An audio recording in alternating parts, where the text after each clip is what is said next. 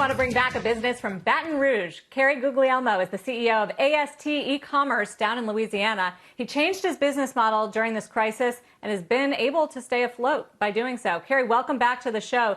Just bring us up to speed on what you do. You are a former Nike exec. You work with them and a number of sportswear companies to make apparel. Tell us about how the business has changed. Well, we're in the corporate merchandise business, and what we do is we build customized web stores for companies on a just-in-time, on-demand basis, ship out of our distribution centers in San Antonio and Chicago. And we've been able to put that model together, so it's somewhat of an Amazon, if you will, in the corporate logoed merch world, and all centered around technology. And how has that changed through the pandemic? How have you made a go at it? Well, it's been very interesting. We were on, and again, thank you so much for having us. We were on some 60 days ago around PPP, and we talked about that. And incredible community banker, Red River Bank, Tracy Rutledge, just amazing. Heidi Mae Beal, Postal Wait Netterville, our CPA firm. We leaned on those organizations and Gus Levy, and we were so blessed to get PPP and retain our team. And that was a really big part of it. Took a lot of the edge off as we were getting into the pandemic, because of course events relative to merchandise and those types of things people are sitting on their money and things have slowed down. We've readjusted our forecast, and we feel good, where we are today. There's a lot of hard work ahead of us for us, though. Yeah. Alicia? Carey, it's nice to talk to you, and thank you so much for sharing your story. When I learned that you named your business after your children and that you put your life savings into the business, I just thought, well, of course, we're all rooting for you. And congratulations on the PPP loan. But also, I was really impressed that you took the time to kind of double down on technology during this time, and then look at your offerings on the product front and offer PPE offerings. So that was interesting to see that. But what I wanted to talk to you about tonight is the new environment that we're going into. Remote work is becoming so much more of the norm now. And I would expect that would present some opportunities for you, right? Because you have these clients, these corporations that have their employees working remotely, and they're trying to figure out ways to keep their employees identifying with the company, to reiterate that culture. And maybe they want to do that with branded merchandise. Is that something that you're seeing? Are they showing demand on these fronts because they want to really instill that in their remote workforce? Tell me about that.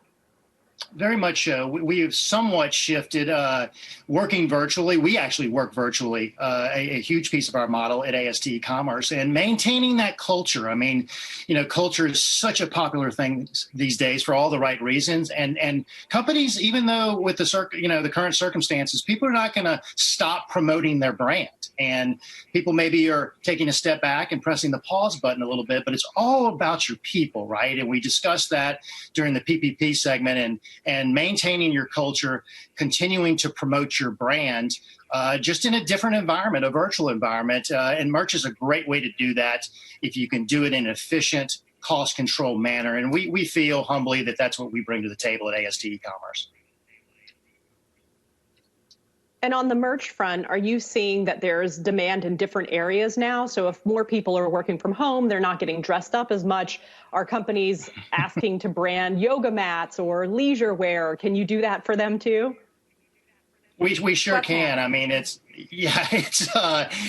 things have changed. And again, you mentioned everything from wellness to yoga mats to leisure wear to technology co-branded products to PPP products, healthcare and taking care of yourself, and from you name it, from sanitizer to mask. And it is, if you would have told me 6 months ago what we were going to do as far as specific healthcare merchandise was concerned, I would have scratched my head. But we're there today, and we're sourcing that through a lot of different avenues through our supply chain. The key for us is we can get companies out of the inventory game. Why would you want to be in the inventory game? I mean, why would you want to be a retailer if you're in corporate America? We get people out of the retail game and operate a just-in-time, on-demand, logoed corporate co-branded merch program and platforms for folks. So, yeah.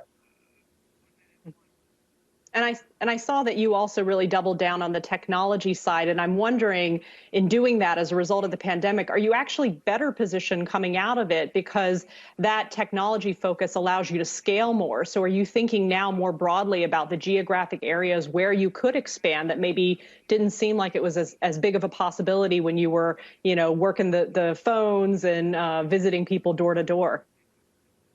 Well, pre-COVID, 50% of our revenue, we hover right around a $2 million company. We're 6 years old. We're very young. We have a lot to learn, learning every day, making mistakes. But we were 50% e-commerce, technology related, and 50% non as far as our gross sales was concerned. And we have shifted that. I will tell you that our goal in 2021 is to be 80% all online. There's always going to be event-based business that's not specific to an e-commerce or web store platform, and that never goes away. But we will be doing that really only with our e-commerce clients, and we have we focused on technology, and we've been banging that word focus that I mentioned a lot, and really trying to do more business, pour more resources into a tailored down client base. Carey Guglielmo, thank you for the update. Good to see you again. A pleasure. We're very flattered you guys had us on. Thank you so much. Thank you to all of our business owners tonight. And of course, to you, Alicia Serrett. Again, good to see you, founder and CEO of Pantagrion Capital. For all of us,